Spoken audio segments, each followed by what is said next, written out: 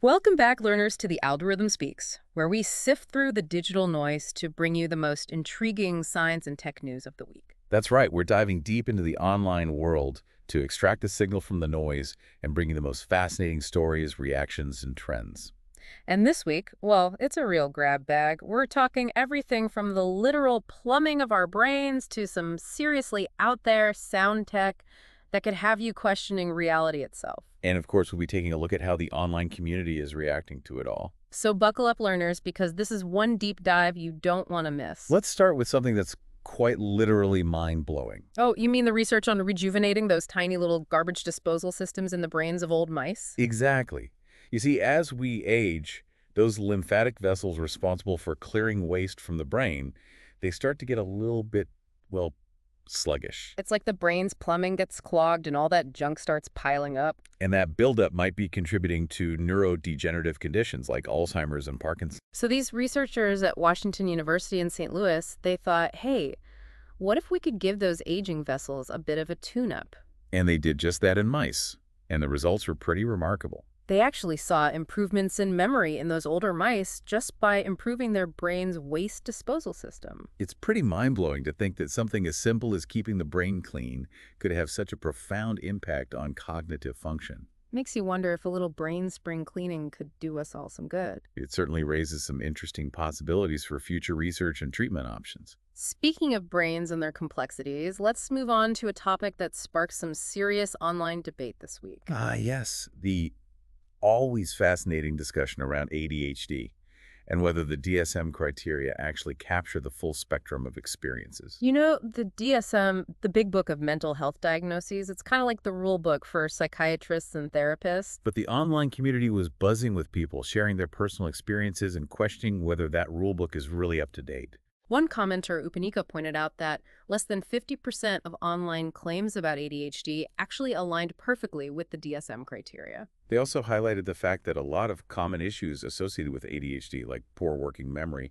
aren't even officially listed in the DSM. And get this, some people said that medications for ADHD actually help them with other conditions like depression and anxiety. Which suggests that maybe there's a deeper connection between these conditions than the DSM currently acknowledges. And Eucharistia shared their personal experience of being misdiagnosed for years because their symptoms didn't fit the stereotypical ADHD picture. They believe their ADHD was actually the root cause of their depression and anxiety, but it wasn't recognized because they didn't present in the typical way. And this is a common theme, especially for women and people from marginalized communities. Absolutely. The traditional understanding of ADHD has often been based on a very narrow and often biased perspective. Which means a lot of people are falling through the cracks. Exactly. And it's not just about missing symptoms, it's also about the criteria themselves. Like Acute Expression 296 talked about the difficulty of getting diagnosed as a high-functioning, extremely anxious woman because her grades and work performance were good. But just because someone appears to be coping on the surface doesn't mean they're not struggling internally. Right. And then there's the whole debate about whether medication is the answer. UFESL 2107 and others shared their positive experiences with medication and how it significantly reduced their anxiety. But of course, there are also concerns about over-medication and potential side effects. It's a complex issue with no easy answers, and ultimately it comes down to individual needs and choices. But the important thing is to have open and honest conversations about these experiences. And to recognize that the DSM isn't perfect. It's a work in progress, and it's constantly evolving. So if you're struggling with ADHD or any other mental health condition, don't hesitate to reach out for professional help. And remember that online communities can be a great source of support and information. But they're not a substitute for a qualified clinician. Absolutely. So let's move on from the complexities of the brain to the wild world of social media. Specifically TikTok and its potential impact on how we perceive and even self-diagnose mental health conditions. It seems like every other TikTok video these days is about ADHD, anxiety, depression, you name it. And some people are concerned that this is leading to a trend of self-diagnosis and even a sort of glamorization of mental illness. There's definitely a risk of oversimplification and romanticizing these conditions. Like Aurelia 523 put it, TikTok makes everyone think they're mentally ill all the time. But on the other hand, some people argue that TikTok can actually be a positive force for mental health awareness. Yukivan B. Nayan suggested that online content can be a valuable tool for connecting with others who share similar experiences and even seeking professional help. And U666 deleted 666 shared their personal story of resonating with ADHD content online and then going on to receive a formal diagnosis. So it's a double-edged sword, really. Absolutely. Social media can be both empowering and misleading when it comes to mental health. And speaking of misleading, there is some interesting research mentioned that showed people who self-diagnosed with ADHD were more likely to believe and even prefer low-quality information about the condition. Talk about confirmation bias. It seems like once we've decided something about ourselves, we're more likely to seek out information that confirms our beliefs, even if it's not accurate. And that's a dangerous trap to fall into, especially when it comes to mental health. So, as always, learners, it's important to be critical of the information you consume online. And to consult with a qualified professional if you have any concerns about your mental health.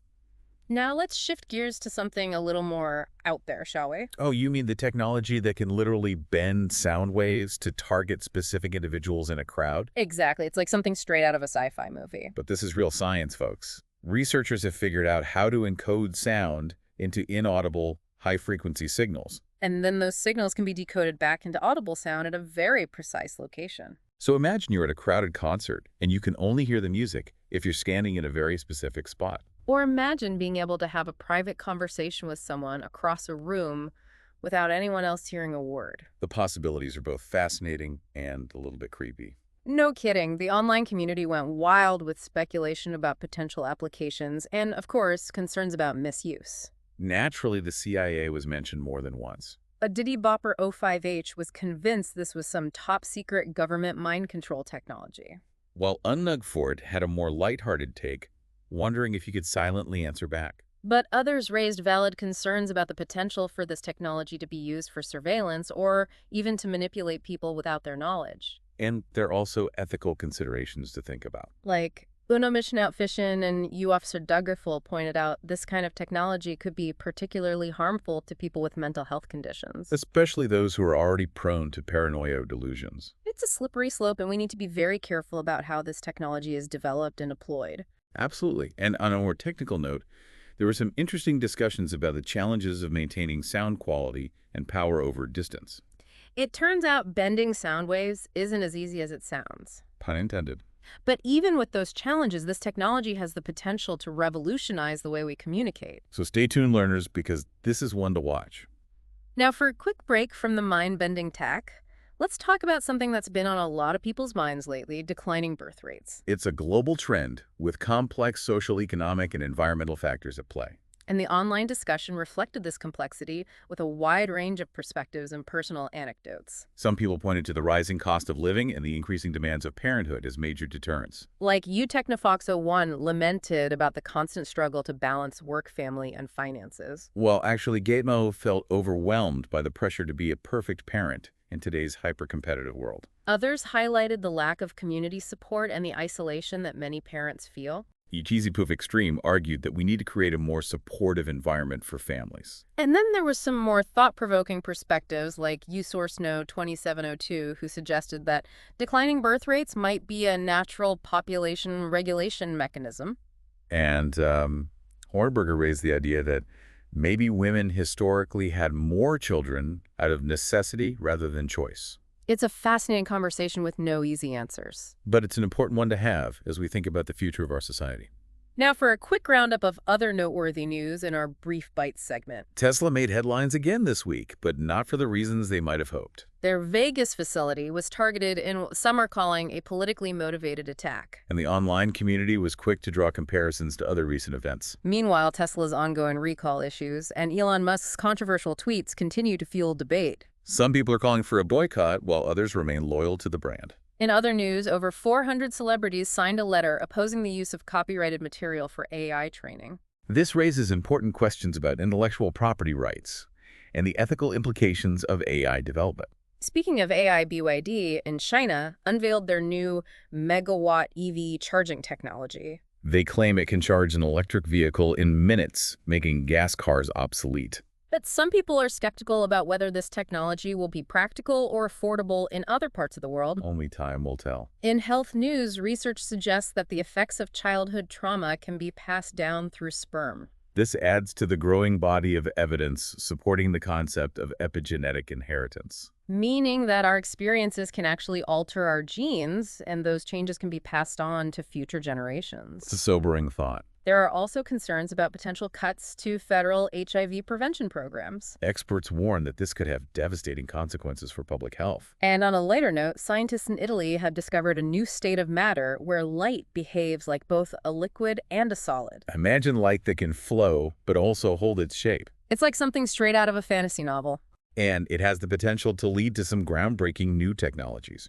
In another exciting development, a new drug has shown promise in healing brain damage and restoring movement in mice after a stroke. This is a major breakthrough that could offer hope for millions of stroke survivors. And finally, in a heartwarming story, an Atari parts store in the U.S. is still going strong after 41 years. Talk about dedication. They've even designed new components to keep vintage Atari hardware alive. It's a testament to the enduring power of nostalgia and the passion of gaming communities. So there you have it, learners, a whirlwind tour of the most intriguing science and tech news of the week. From the depths of our brains to the far reaches of space, technology continues to shape our world in profound ways. And the online community is right there with us, debating, discussing, and sometimes even joking about it all. It's an exciting time to be alive, and we can't wait to see what the future holds. So until next week, learners, keep questioning, keep learning, and keep your algorithms tuned for more mind-blowing discoveries. And remember, the algorithm may speak,